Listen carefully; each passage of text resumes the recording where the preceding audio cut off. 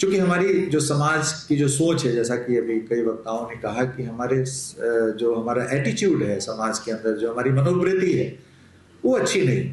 अभी आप देख रहे होंगे सोशल मीडिया पे कि कोई भी ऐसा ओकेजन है, शादी ब्याह, तिलक, इवन तिलक के अवसर पर मैंने देखा अभी औरंगाबाद में एक घटना तिलक के अवसर पर कि तिलक में नाच हो रहा है और बड़ा ही वल्गर सॉन्ग्स हो रहा है और बुजुर्ग लोग भी हैं, बच्चे लोग भी हैं। क्या संस्कार हम दे रहे हैं अपने बच्चों को कि बुजुर्ग लोग और बच्चे लोग वहां पे डांस देख रहे हैं और मतलब एक विद्रूपता के साथ इस तरीके से हम व्यवहार कर रहे हैं। तो इन सभी चीजों का प्रतिकार होना चाहिए हमारे समाज में। जो वहां पर महिलाएं हैं, जिस गांव में इस तरह का डांस हो रहा है, ठीक महिलाओं को बाहर आना चाहिए भारी संख्या में, उसको बंद करा देना चाहिए। ये सब हम नहीं टॉलरेट करेंगे, बिकॉज आप टॉलरेट करती हैं। जैसा कि अभी हरप्रीत ने कहा है कि गांव में होता था कि नहीं नहीं नहीं, ये तो मेल बिहेवियर इसी तरह का है, ये तो सनातन से ऐसे ही बिहेव करते रहे हैं, इसलिए we should keep tolerating it. ऐसा नहीं होना चाहिए। यदि आप कहीं देख रही हैं कि महिलाओं के सम्मान के साथ खिलवाड़ किया जा रहा है, तो जो हमारे एनजीओज हैं, गैर सरकारी संस्थाएं, वो सभी काम कर रही हैं। लेकिन ये सिर्फ गैर सरकारी संस्था का कार्य नहीं है, एक पुलिस का काम नहीं है, सिर्फ सरकारी संस्थाओं का काम नहीं है। जितने सारे हितधारक हैं सबको एक साथ कदम से कदम मिलाकर, कंधे से कंधे मिलाकर जब हम आगे बढ़ेंगे तभी ये समाज से इन चीजों का सफाया होगा।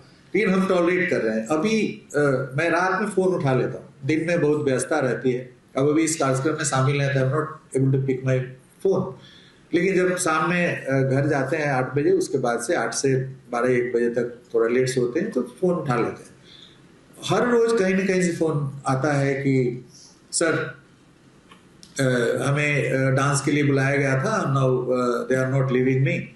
अभी हम लोकेशन भी, आजकल टेक्नोलॉजी आ गया है तो लोकेशन भी लड़कियां भेज देती हैं कि हम इस लोकेशन पे हैं, हमें रेस्क्यू कराइए। इधर 2-3 सप्ताह में मुझे लगता है कि 8-10 ऐसे मामले हमारे पास आए और पुलिस ने इमीडिएटली रिस्पॉन्ड किया। बगहा में कई सारे जिलों में मैंने देखा, नेपाल की लड़कियां आई हुई थी और वो किसी न किसी कार्य के लिए, नेक कार्य के लिए उनको प्रलोभन देकर के बुलाया जाता है और उसके बाद they are pushed into the flesh trade.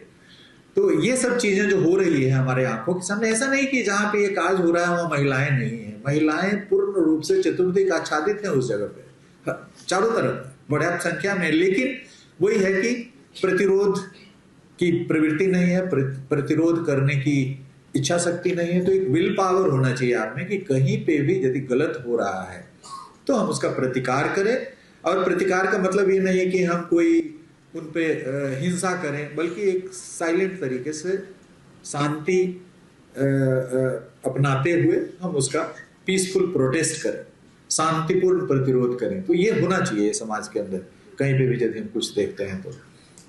अभी के अनुपम जी भी बता रहे थे कि इस तरह की घटनाएं हो रही है जिससे रुआ कांप उठता है। 3 साल की बच्ची, 6 साल की बच्ची के साथ बलात्कार, हत्या, और ये समाज के अंदर जो तरह तरह का जो इनपुट्स आ रहा है, यंग माइंड्स को इन्फ्लुएंस कर रहा है, बहुत सारे जो इन्फ्लुएंसेस है, बैड इन्फ्लुएंसेस वो आ रहा है।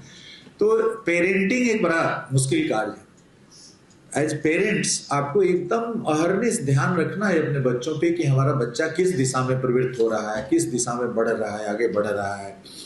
ठीक है, एक हाथ में मोबाइल आ गया है, मोबाइल के अंदर हर चीज है, गलत चीजें हैं, अच्छी चीजें हैं, हर तरह की चीजें।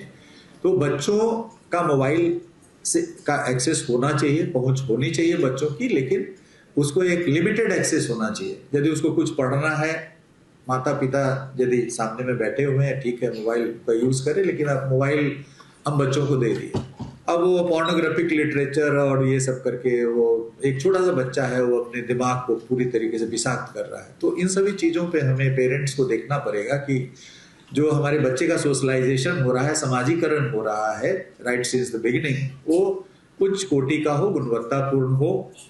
हम व्यस्त हैं, हम अपने कार्य पे लगे हुए हैं, लेकिन बच्चों के साथ हम जरूर एक क्वालिटी टाइम स्पेंड करें, उनको गाइड करें, उनको समझाएं ताकि वो गलत रास्ते पे ना जाए।